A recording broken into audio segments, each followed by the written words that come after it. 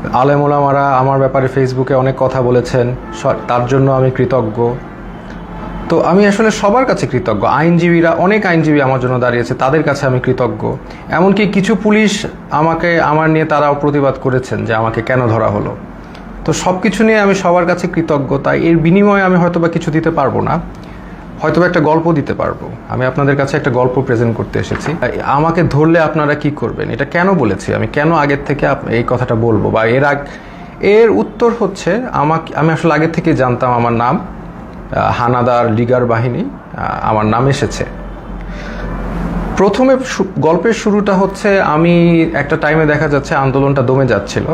তো তখন সাদিক ভাই উনি আমাকে আসলে বলেন যে আমরা কি করতে পারি এখন, মানে আপনাকে ধরলে হয়তো বা আন্দোলনটা আরও চাঙ্গা হবে। তাই আমি বললাম না, আমাকে ধরার সম্ভাবনা কম, আমাকে ধরাটা বোকামি হবে, কারণ আমাকে ধরলে জনগণ আন্দোলন করবেই। তো এইটা আমি মনে করি না আওয়ামী লীগ এরকম বোকামি করবে। তো এইটাই বলেছি, বাট আমাকে যদি ধরে তাহলে আমি ব্যবস্থা করব। মনে হয় যে রাজাকাররা আসছে বা ওই লিগার হানাদাররা আসছে। তা আমি যে দরজায় দেখি কি আমার দারোয়ান। তা আমি ঘুমের মধ্যে ছিলাম, তো আসলে ওইভাবে চিন্তা করি নাই যে এইটা একটা ট্র্যাপ।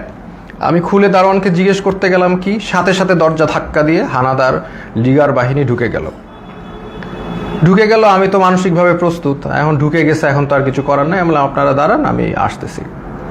এটা বলে আমি আমার ছোট বোনের মানে কাপড় নিয়ে আসতেছি। তো আমি আমার ছোট বোনের রুমে গিয়ে আমি ওর চুলটা টান দিলাম। ও রাগ করে উঠে বসলো, আমার দিকে তাকালো। তো আমি বললাম দে আর হিয়ার। তো ও বললো কে, পুলিশ? আমি বললাম you know what to do, তুমি জানো তোমার এখন কি করতে হবে, এই শেষ কথা। তারপর আমি একটা কাপড় নিয়ে আমি ওদের সাথে চলে গেলাম। ওরা আমার বাসার যে সিসি ক্যামেরা ওগুলো সব বন্ধ করে রেখেছে, কিন্তু লাকিলি একটা ক্যামেরা অন ছিল, ওরা বুঝে নাই সেটা, ওটাকে তারা ক্যাপচার হয়ে গেছে যে তারা এগুলো নিয়ে গেছে। প্রথম দিন রাতে তারা আরও কয়েকজনকে ধরার চেষ্টা করলো, পায়নি। আমাকে নিয়ে তার ডিবি অফিসে নিলেন। ওইখানে যে অবস্থা, মানে একটা ভয়ঙ্কর অবস্থা, মানে 80-100 জনের মতো লোক ছোট একটা স্পেসে, মানে কেউ বসলে কেউ শয়, কেউ শুইলে কেউ বসে, একসাথে সবাই শোয়ার স্পেস নাই। ওইখানে আরেকটা এশিয়ান ইউনিভার্সিটির একজন প্রফেসর ছিল, উনি মানে শোয়ারই চান্স পায়নি, উনি বসেই ছিলেন, কেন স্পেস নাই, মানে এত একটা কনজাস্টেড এরিয়া। ফ্যান নাই, একটা রুমে কিছু এসি ঢুকে, আর বাকি সব রুমে হচ্ছে মানে একদম ফ্যান নাই, কিছু নাই, সব সময় লাইট থাকে, সব সময় সাউন্ড থাকে, আপনি ঘুমাতে পারবেন না। তো ওইখানে ঢুকে প্রথম দিন তো আমার খুব মানে অবস্থা ভালো না। আমার তেমনি আপনারা জানেন স্পাইনে প্রবলেম হওয়ার কারণে আমার এমনি সবসময় পেইনে থাকে, আমি নিউরোলজিক্যাল পেইনে থাকি। ফিজিওথেরাপি করলে কমে, আবার নাহলে বেড়ে যায়। সেই সিচুয়েশনে আমাকে এরকম একটা জায়গায় নিয়ে গেল যেখানে আমার কোনো বসার জায়গা নেই, সব পুরাটাই ফ্লোর, হার্ড ফ্লোর, তাও আবার মুভ করার তো কোনো স্কোপই নাই, শত শত মানুষ। তো এরকম জায়গায় প্রথম একদিন ছিলাম, ওই রাতে ছিলাম। তারপরের দিন ওরা আমাকে ডেকে নিয়ে গেল উপরে নিয়ে তারা আমাকে প্রশ্ন করলো যে আপনি ব্র্যাকে কয়জন শিবির আছে। আমি বললাম আমি তো শিবির করি না, আমি কীভাবে জানবো ব্র্যাকে শিবির কয়জন আছে বা কি। এরকম অনেক প্রশ্ন করলো বারবার। তারপর অ্যাট ওয়ান পয়েন্ট তাদের মধ্যে ওই হানাদার লিগার বাহিনীর একজন, উনি আর কি জিজ্ঞেস করলো, বলেন তো এই কোটা দিয়ে আপনি এত কথা বলেন, কোটার পদ্ধতি কি, বিসিএস এর সিলেকশন প্রসেসটা কি। তা আমি তো আসলে বলতে পারি নাই, কারণ হচ্ছে আমি মানে মেন্টালি তো ওই লেভেলেই নাই, তাই না, আমি একটা মানে ভয়ঙ্কর একটা অবস্থায় আছি, ওই লেভেলেই নাই। তো তারপরে ওরা কি করলো, ওরা এসে আমাকে মনে করেন আমাকে ধাক্কা দিল। আমার তো স্কেচ নিয়ে হাঁটতে হয়, আপনারা জানেন, একটা লাঠি নিয়ে হাঁটতে হয়। সে আমাকে ধাক্কা দিল, তারপর আমার মুখে হিট করা শুরু করলো। তো হিট করা শুরু করলো আমাকে, 6টা হিটের পরে আমি আসলে মানে অজ্ঞান হয়ে যাচ্ছিলাম। তো অজ্ঞান হয়ে যাচ্ছিলাম, তারা আমাকে বলে না ডোন্ট এরকম করে আমাকে দাঁড় করাইলো, আবার 2-4 বার হিট করলো। তো তারপরে তারা আমাকে মানে বললো যে আপনি তো খুব খারাপ জায়গায় আসছেন, আপনার বাম পায়ে প্রবলেম, ওই ডান পাকে আমরা একদম করে আপনাকে পুরোপুরি লুলা বানাই দেবো। তো এরকম একটা কথা বললো, এবং আরেকজন লাঠি নিয়ে আসলো আমাকে মারবে। পরে ওরা লাঠি দিয়ে হিট করে নাই, না করে আমাকে ওই জায়গায় আবার সেই জায়গায় যেখানে রাখে সেখানে নিয়ে গেল। তো ওই জায়গায় আবার আমার থাকা শুরু হলো। মানে ওইখানে এমন একটা জায়গা, বললাম তো, কেউ যে এটা ফার্মের মুরগির মতো, ওইখানে কেউ মুভ করতে পারে না, কারণ এত মানুষ, এত শর্ট জায়গায় মুভ করার, কেউ হাঁটার কোনো সিস্টেম নাই। ওই যে আমি বললাম আপনাদের, কেউ শুলে কেউ বসে, কেউ বসলে কেউ শোয়। মানে আর সবসময় লাইট আর সাউন্ড কন্টিনিউয়াস, ঘুমানোর কোনো স্কোপ নাই। ওইখানে সবচেয়ে ভ্যালুয়েবল রিসোর্স হচ্ছে একটা বোতল, কারণ আমরা তো ফ্লোরের মধ্যে শোন, তো ওইখানে তো হার্ড ফ্লোর, ওইখানে কেউ যদি একটা বোতল পায় আলহামদুলিল্লাহ, মানে এটা মানে এক ভ্যালুয়েবল রিসোর্স। তো ওই বোতলটার উপরে তারা মানুষ মানে পেলে যে খুশি। তা আমাকে অনেকে চিনেছে ওইখানে, চেনার কারণে দেখা যাচ্ছে 2 দিনের মধ্যে আমি একটা বোতল ম্যানেজ করলাম মাথায় দিয়ে শোয়ার জন্য ফ্লোরে। এই একটা অবস্থা। তো আরেকটা বিষয় হচ্ছে ওইখানে 80 জনের একটা টয়লেট, আর আমার তো এমনি যেহেতু হাই কমোড ইউজ করতে হয় বিকজ আমার মানে স্পাইনে প্রবলেম আছে, তো ওইখানে লো কমোড, তাও আবার 80 জনের জন্য একটা, 100 জনের জন্য একটা। তো এত লোকের একটা কমোড তো বুঝতেই পারছেন কেউ ইউজ করতে পারে না ওইভাবে। সো আমি খাওয়া কমিয়ে দিলাম because I have to go to the washroom, এটা তো যাওয়া যাবে না। আমি খুব কম খাওয়া শুরু করলাম যাতে টয়লেটে না যাওয়া লাগে। আর আরেকটা বিষয় হচ্ছে টয়লেটে ইউজ করে সাবানও তারা প্রোভাইড করে না কোনো রকম। সো এইরকম একটা কন্ডিশনে আমরা যাচ্ছি। আর এরপর থেকে আর কি আসলে জিনিসটা বুঝলাম যে বিষয়টা কি আসলে, বুঝার বিষয় ছিল, এখন আমি বুঝতে পারলাম। তো তারা প্রতিদিন ডাক দিবে, নাম কল করবে। ধরেন আপনার নাম হচ্ছে, ধরেন আমার নাম আসিফ মাহতাব, ধরে বলবে আসিফ মাহতাব, বাবার নাম শাহাবুর রহমান, এরকম বলে নিয়ে যাবে, নিয়ে চোখ বাঁধবে, মুখ বাঁধবে, তারপর তাদেরকে ঝুলায় টর্চার করতে থাকবে, বাড়ি দিতে থাকবে বিভিন্নভাবে টর্চার, লাঠি দিয়ে পিটাবে, পায়ের তলায় পিটাবে, হাড়ের বিন্দে মারবে। মানে মানুষের শরীর নীল অবস্থায় তারা ফিরে যায়, সারা শরীর মারতে মারতে রক্ত জমাট বেঁধে নীল অবস্থায় এক একজন লোক ফিরে জাস্ট। এবং তারা সাইকোলজিক্যালি একদম মানে অবভিয়াসলি নর্মাল না, কারণ তারা এখন নাম শুনলে, তাদের নামটা ডাক দিলে তারা ভরকায় ওঠে যে এখন মনে হয় তাদেরকে নিয়ে টর্চার করবে। তো এইরকম অবস্থা আমি দেখলাম বিষয়টা যে এরকম চলছে। তো এখন এরকম চলছে, আমি তো বুঝলাম যে হয়তোবা আমার সাথেও এরকম করবে, তারা তো বলেই দিছে আমাকে পাটা ভেঙে দিবে। তো এরকম একটা করবে এবং সবার সাথেই করছে। স্পেশালি জামাতের যারা আছে তাদেরকে, মানে জামাত যেহেতু বলে ফেলছে একবার, তাদেরকে মানে অমানবিকভাবে টর্চার করছে জামাত। আর নূর ভাইয়ের সাথেও ওইখানে দেখা হলো, নূর ভাইরে বললাম কি অবস্থা, তো নূর বলল যে ভাই আমাকে তো অনেক মারছে, হাত দিয়ে দেখালো, হাত নীল হয়ে গেছে। তো এই হচ্ছে সিচুয়েশনটা। আর ওখানে তো মানে আর সবসময় তো লাইট, বাইরে যে একটা আলো, বাইরে যে বৃষ্টি পড়তেছে নাকি এটা আমরা গেস করা শুরু করলাম যে বাইরে আদৌ বৃষ্টি পড়ছে কিনা, কারণ মোটা ওয়াল, কোনো উইন্ডো নাই, কোনো বাইরের কোনো আলো বাতাস তো আমি জানি নাকি, ভিতরের মধ্যে থাকি আমরা বদ্ধ ঘরে, শুধু আলো আর এই যে কনস্ট্যান্ট সাউন্ড, মানে এই একটা অবস্থা। তো এরকম যাচ্ছে, এরকম একটা অবস্থা যাচ্ছে। তো এখন দেখলাম অনেকে ভেঙে পড়তেছে। তো আমি আর কি আমি আমার মতো করে ইন্সপিরেশন দেওয়ার চেষ্টা করলাম যে আপনারা এইভাবে টর্চার্ড হচ্ছেন, আপনি কি মনে করেন না আল্লাহ আপনাকে এটার জন্য রিওয়ার্ড দিবেন? আজকে আপনারা তো জানেন নবী করিম সাল্লাল্লাহু আলাইহি সাল্লাম বলেছেন যে আপনি যদি এইভাবে নির্যাতিত হন আপনার গুনাহ মাফ হচ্ছে, আপনাদের গুনাহ মাফ হচ্ছে। আপনার যদি গুনাহ এইখানে থাকার কারণে গুনাহ মাফ হয়ে জান্নাতুল ফেরদৌসে যেতে পারেন, এটা আপনার জন্য ভালো, নাকি এইখানে ভালো থাকলেন তারপর জাহান্নামে গেলেন, এটা ভালো? তো এইভাবে আমি সবাইকে একটু ইন্সপায়ার করার চেষ্টা করলাম, মোটিভেশন দেওয়ার চেষ্টা করলাম। আর আমার নিজের তো হেলথ কন্ডিশন ডিটোরিয়েট করতেছে প্রোগ্রেসিভলি, আর ওয়াশরুমের ইস্যুটা তো ছিলই। তো এইরকম একটা অবস্থায় সবাইকে মানে মোটিভেট করছি আমি। আর আমার নিজেরও তো ওই যে ফার্স্টের দিন যেভাবে আমার মুখে ফেসে হিট করেছে, এই পরে তো আমার একটা দিন জ্বরই ছিল, আমি শুয়েছিলাম। তো এই হচ্ছে আমাদের মানে সিচুয়েশন। আমি ওখানে একদিন শুয়েছিলাম, তারপরেও আমি সবাইকে মোটিভেশন দেওয়ার চেষ্টা করি। একটা ছেলে আসলো, সেই ছেলেটা কাঁদতে কাঁদতে, স্যার আমি তো কিচ্ছু করি না, আমি জাস্ট ইলেকট্রিক্যাল কাজ করি, আমাকে ধরে নিয়ে আসছে স্যার, আর ধরে নিয়ে আমাকে টর্চার করতেছে, কাঁদতে কাঁদতে শেষ। আমি বললাম কাঁদতেছো কেন, মানে তুমি পুরুষ মানুষ না, are you not a man, তুমি কাঁদবা কেন, টর্চার করবে? বলে স্যার আমাকে স্বীকার করতে বলে, আমি খুন করেছি, এই করেছি, আমি তো করি নাই স্যার। বলে করবা না, স্বীকার করবা না, তোমার পাটা যদি কেটেও ফেলে তারপরেও তুমি স্বীকার করবা না, কেন করবা? যেটা সত্যি সেটা বলবা, তুমি করবা না স্বীকার, আমাকে মেরে ফেলবে। তো ওইখানে আবার একটা জিনিস বুঝলাম যে সবাই কান্নাকাটি করে যে তাদের একটু মানে জেলে কবে যাবে, মানে তাদের জেল হচ্ছে তাদের জন্য স্বর্গ। ওইখানে যেভাবে টর্চার করে, যে নাম ডাকবে, বাবার নাম ডাকবে, দ্যাট মিনস তাদেরকে টর্চার করা হবে। তা এই জন্য তারা যদি জেলে যেতে পারে, এটার জন্য তারা দোয়া করে আল্লাহর কাছে, আল্লাহ আমাদের যাতে জেলে দেয়। তো এরকম অবস্থা। আমাকে তারপরের দিন, আমি তো অলরেডি এর মধ্যে তো আমি আমার বোনকে বলে আসছি, তার মানে আমার যে ভিডিওটা ছিল যে আপনি আমার ভিডিও দেখলে আমি মৃত, হ্যাঁ, তো এই ভিডিওটা আমি আশা করছি যে পোস্ট হয়ে যাবে। আমার বোনকে যেভাবে কাজ করতে বলেছি করবে, লয়াররা কাজ করবে। তো এটা আমি আশাবাদী ছিলাম যে ইনশাল্লাহ সবাই যার অবস্থা থেকে কাজ করবে, স্টুডেন্ট আন্দোলন করবে। যে এগুলো করার পরে এবং জনগণ যখন এটার এগেনস্টে কথা বলবে, আরেকটা ইস্যু হয়ে যাচ্ছে, ফার্স্ট অফ অল আরেকটা নতুন ইস্যু হয়ে যাবে, যেটা দিয়ে আবার আন্দোলন শুরু হবে। এইটা আমি জানতাম। আর এটার পরে আমাকে যদি আরও টর্চার করবে, কিন্তু এটা তাদের জন্য আরও খারাপ হবে। তো তারপরে আমাকে তারা ঠিকই গুম করা অবস্থায়, আর আমার বাবা মা যতটুকু জানলাম আমাকে গুম করে ফেলছে। তো এটা তারা বলছে, তারা স্বীকার করে না যে তারা নিয়ে আসছে। তো এই অবস্থায় তারা আমাকে কোর্টে চালান দিল। তো আমি চিন্তা করলাম যে কোর্টে যেহেতু যাচ্ছি, এখানে মিডিয়া পাইলে আমি আমার এক আঙ্গুল দেখাবো, শাহাদাত, এক উম্মা, আমরা এক উম্মা, হ্যাঁ, আমার গায়ে আমরা সবাই এক। তো এই সিম্বলটা আমি চিন্তা করেছি দেখাবো। তো আমি জানি যে এগুলো দেখালে তারা আমাকে আরও অনেক নির্যাতন করতে পারে, দেখাইলাম, কারণ এটা আমি তো জানি জনগণ বুঝবেন যে আমি এক আল্লাহ, এক রসুল, এক উম্মা, এই কথাটা আমি বুঝাতে চাচ্ছি যে আমরা সবাই এক। আমার অত্যাচার যা হলে হবে, এই অত্যাচারের কারণে যদি আপনারা স্বাধীনতা পান, এই জুলুমের থেকে মাফ পান, তাহলে আলহামদুলিল্লাহ, নো প্রবলেম, আমাকে অত্যাচার করুক। তো আমি ডিসিশন নিয়ে নিলাম, এক দেখাবো। তা আমার সাথে ওই জগন্নাথের আরিফ ছেলেটা খুবই সাহসী ছেলে, ও আমার সাথে কেসটা দিল, মামলা দিল, আমরাও গেলাম, আমি ওকেও বললাম যে আমি এক দেখাবো।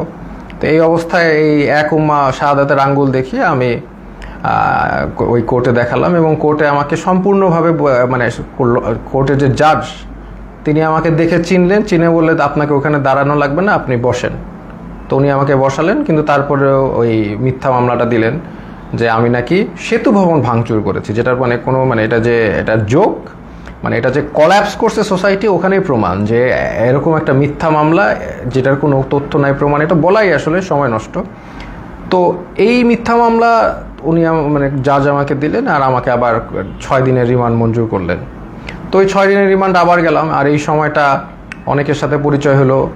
ওখানে বিএনপির অনেক নেতা ছিল, পার্থ ভাই ছিলেন, ওনার সাথে আমি বললাম যে পার্থ ভাই, আপনার তো আর আমার মামলা এক, আমি তো আপনার সাথে আসি। তো উনি বলে যে আমি তো তোমাদের সাথে থাকতেই চাই না, আমি তো এখান থেকে বের হতে চাই, একটু মজা করলেন। তো এরপরে অনেক মানুষের সাথে পরিচয়। একজন আসলেন, ওনাকে মানে উনি হাঁটতেই পারতেছেন না, পাটা একদম প্রচুর মানে অবস্থা খারাপ করে পিটিয়েছে। ওনার অপরাধ ছিল উনি ছাত্রদের পানি খাইয়েছেন, উনি ছাত্রদের পানি দিয়েছেন, ছাত্ররা পানি খাইয়েছেন, এই জন্য তাকে অমানবিক টর্চার করলো। তো টর্চার করলো, উনি এসে শুয়ে গেল। আমি বললাম যে এইগুলো একই কথা বললাম যে আপনাদের এটা গুনাহ মাফ হচ্ছে। তারপরে লাস্টে একটা কথা বললাম যে আপনি যে এত টর্চার হলেন ছাত্রদের পানি খাওয়ায়, এখন আবারও কি খাওয়াবেন আপনি? তো উনি বললো ইনশাল্লাহ স্যার, আবারও খাওয়াবো। আমি like that's the answer I am looking for. আমরা আবার করব, আমাদের ছাড়লে আমরা আবার করব, we are not going to give up. আমরা তো আবার করব, তাই না? আমরা কি অপরাধ করেছি যে আমরা করব না? পানি খাওয়ানো কি অপরাধ? তো এই হচ্ছে একটা অভিজ্ঞতা। তো এরকম এই যে একজন পেলাম। আর একজন হচ্ছে মাদ্রাসা স্টুডেন্ট, তাকে বলছে খুন করেছে, সে পুলিশ খুন করেছে, এটা সে তাকে বলছে, এবং তাকে প্রতিদিন পিটায়, প্রতিদিন নিয়ে টর্চার করে। তো এটা নিয়ে আমরা হাসাহাসি করি, কারণ হচ্ছে এরকম একটা সিচুয়েশনে হাসাহাসি না করে যদি আমরা মেন্টালি ব্রেকডাউন করি, তাহলে এটা মানে হবে না, মানে এটা আমরা আমরা সব এইগুলো যা হয় সেটা নিয়ে হাসাহাসি করি। তাই আমি বললাম কি নিয়ে মেরেছে? বলে যে আমাকে বলেছে যে তুমি তো মাদ্রাসার স্টুডেন্ট, তুমি তো কোরআন পারো। বলে হ্যাঁ পারি। তো কোরআনকে বলছে অর্থ জানো? অর্থ জিজ্ঞেস করেছে, অর্থও সে পারে, সে কোরআনে হাফেজ। তো তারপর বলে কোরআনে হাফেজ এই রবীন্দ্রনাথ না কার বই পড়েছো? সে বলছে পড়েছি। তো বলে পড়লা কেন? এই অন্য এই নন ইসলামিক বই পড়া তো হারাম, এটা বলে আবার টর্চার করলো, হাতে পায়ে পিটালো। মানে খামুক, মানে একটা কিছু বলেই পিটায়। আমরা এটা নিয়ে হাসাহাসি করতে করতে শেষ। যে বলে ও বললো, আমিও বললাম যে কোনোভাবেই স্বীকার করবা না, যে তুমি যদি খুন না করে থাকো তুমি মিথ্যা মামলা দিও। বলে আমাকে আরও টর্চার করবে। বলে করবে। বললাম তো তোমাদের করাত দিয়ে হাত পা কেটে দিলেও স্বীকার করবা না, যেটা সত্যি সেটা বলবা। এরকম একজন সবচেয়ে কষ্ট লিখেছে যে মানে একটা ছেলে, ওর নাম হচ্ছে সানিয়াত ভাই। উনি হচ্ছে বিএনপির একজন মন্ত্রীর ছেলে, নাম বললাম না। তো ওরা আসলে খুঁজছিল তার বাবাকে পায়নি দেখে ওই ছেলেটাকে ধরে নিয়ে গেছে, সানিয়াত ভাইকে ধরে নিয়ে গেছে। তো সানিয়াত ভাইকে 4 দিন, উনি বলছে 4 দিন ওনাকে পিটিয়েছে, চোখ বেঁধে হাতে দিয়ে ঝুলিয়ে পিটিয়েছে। এবং সবচেয়ে যেটা উনি বলল যে ওনার মাকে ফোন দিয়ে শুনিয়েছে যে তাকে যে টর্চার করছে, এটা তার মাকে শুনিয়েছে ফোন দিয়ে, লীগের হানাদাররা। তো লিগার হানাদাররা মাকে শুনিয়েছে যাতে বাবা এসে তাকে দেয় এবং ছাড়িয়ে নেয়। আর যেহেতু ওনার বাবা আসছিল না, বা ওনার অবশ্যই তারা তো জানিয়ে যায়নি কোথায় গেছে, তাকে অমানবিক টর্চার করেছে। সেই ছেলেটা এমনি আমার মতোই, তার স্পাইনে প্রবলেম আছে, আমার মতোই অসুস্থ, এবং তাকে টর্চার করেছে বিভিন্নভাবে, হাতে পায়ে ঝুলিয়ে পিটিয়েছে। তো সে কাঁদতো অনেক, আমি সান্ত্বনা দিতাম, আমরাও সব বিষয় নিয়ে মজা করতাম।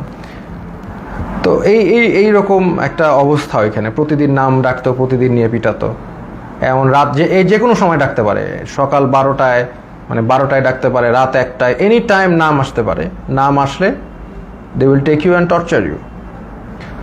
তো আমাকে টর্চার ওই প্রথম দিন যে হিট করে যে আমাকে থ্রেট দিল, তারপরে আমাকে কোর্টে চালান দেওয়ার পরে আমাকে আর টর্চার করে নেই। বাট আমি বিভিন্ন সময় ইনফরমেশন পাচ্ছিলাম, যেমন একজন মানে আমাকে ধরে নিয়ে গেছে, একজন পিটিয়ে আনছে, সে আমাকে ইনফরমেশন দিল যে আমার ব্যাপারে বলেছে যে অনেক ডিবি নাকি বলছে যে এই লোকটাকে কেন ধরলো, এটা তো ঠিক হয় নাই। আবার আরেকজনকে ধরে পিটিয়ে এনেছে, সে বললো যে স্যার আপনার ব্যাপারে ডিবি কথা বলছিল যে আপনার ব্যাপারে 40 জন লয়ার দাঁড়িয়ে গেছে, এত সংখ্যক লয়ার তারা কখনো দেখে নাই, আপনি খুব ইন্টেলিজেন্ট মানুষ, এগুলো তারা বলছে। দেখা যাচ্ছে তাদের আমার প্রতি একটা রেসপেক্ট ছিল। ওই একদিন হিট করার পর তারা আমাকে হিট করে নাই, বাট দ্যাট ডাজন্ট ফরগিভ তারা অন্য যাদেরকে এইভাবে টর্চার করেছে। ফার্স্ট অফ অল, একটা পুলিশ একটা ডিটেইনিকে কখনো হিট করতে পারে না, that is a crime, that is criminal, they committed crime against humanity, তাই না? এটা ইন্টারন্যাশনাল, আন্তর্জাতিক ট্রাইব্যুনালে তাদের বিচার হওয়া উচিত। তারা যেইভাবে মিথ্যা মামলা দিয়ে টর্চার করে মানুষকে, এটা তো কখনোই মানে ইটস নট অ্যাকসেপ্টেবল। তো এরকম দিন যায়, তখন হঠাৎ তাদের দেখলাম টোন একদম 180 চেঞ্জ হয়ে গেছে। তারা তখন মানে বিএমপি যারা লিডার আছে তাদেরকে একদম খাবার টাবার এনে দিচ্ছে, সবার সাথে ভালো বিহেভ, এরকম। তখন আমরা মোটামুটি আমরা বুঝতে পারলাম যে তারা আসলে বাইরে কিছু একটা হচ্ছে, সামথিং ইজ হ্যাপেনিং, কারণ আমরা তো কোনো ইনফরমেশন পাই না। সামথিং ইজ হ্যাপেনিং, আদারওয়াইজ তারা এরকম চেঞ্জ করবে না কেন? তারা ডেফিনেটলি তাদের বাইরে কিছু একটা হচ্ছে, এইটা নিয়ে তারা তাদের টোন চেঞ্জ করে ফেলেছে। এবং তারপর থেকে দেখা যাচ্ছে তারা সবার সাথে মোটামুটি ভালো বিহেভ, এবং আস্তে আস্তে ছেড়ে দিচ্ছে। মাঝখানে কিছু স্টুডেন্টদের ধরে আনলো, ওই তারাও মানে অনেক কান্নাকাটি করে শেষ। এবং একটা ছেলে ছিল যাকে আমার মনে পড়ে, খুবই স্মার্ট ছেলে, আমিনুল। তো আমিনুল হচ্ছে 14 বছর বয়স, ধরে নিয়ে আসছে। এবং অন্য যেগুলো ছেলে ছিল তারা একদম ব্রেকডাউন করেছে মেন্টালি, বাট আমিনুল ছেলেটা ও হচ্ছে মোহাম্মদপুরে থাকে খুব সম্ভবত, খুব সাহসী, নারুটোর গেঞ্জি পরে হাইটে বেড়াচ্ছে, মানে ও হি ডাজেন্ট কেয়ার।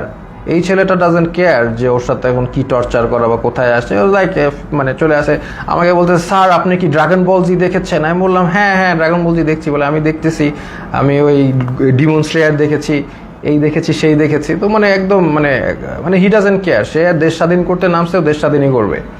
আমিনুল নামটা ছেলেটার, ওকে 14 বছর দেখে ওকেও ছেড়ে দিয়েছে। তো এইরকম আর কি ঘটনার বিষয়গুলো। তারপরে ওইটার পর থেকে আস্তে আস্তে অনেককে ছেড়ে দিয়েছে, এবার অনেকে ছাড়েনি, অনেকে তারপরেও টর্চার করেছে।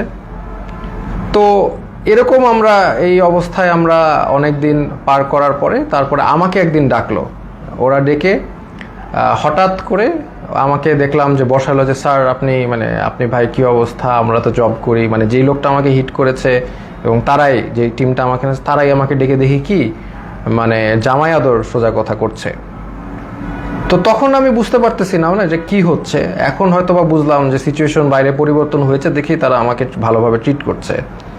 চা খাওয়ালো, বিস্কিট খাওয়ালো, ভালো ভালো বিস্কিট খাওয়ালো, মানে আপনি সোফায় বসেন, কমফোর্টেবলি বসেন, মানে এত রেসপেক্ট এরকম করছে। কেন আমি তো শিওর ছিলাম, আমি তো মনে করছি ট্র্যাপ। আমাকে খালি বলে যে এখন বাসা তো পুড়ে যাচ্ছে, এখন আমাদের কি করা উচিত, শেখ হাসিনার কি করা উচিত। এখন আপনারা তো অনেক টিচারও তো, আপনারা তো অনেকে ছাত্রদেরকে উস্কে দিয়েছেন, এই সেই, মানে আমাদের তো এখন আগুন ধরছে বাসায়, আমাদের তো আগুন নিভানো উচিত। মানে আমি যেটা বুঝলাম, উনি চাচ্ছিল যে আমি আসলে ছাত্রদেরকে ঠান্ডা করার জন্য কোনো বক্তব্য দেই। তা আমি এভাবে কোনোভাবে রাজি হই নাই, আমি তো হব না। তো আমি বললাম যে না, একটা প্রধানমন্ত্রী কি সিদ্ধান্ত নিবে, আমি তো আসলে প্রধানমন্ত্রীর জায়গা থেকে, মানে উনি আমাকে প্রশ্ন করছে প্রধানমন্ত্রী এখন কি করলে ভালো হবে, এটা আপনি তো বলেন। আমি বললাম না,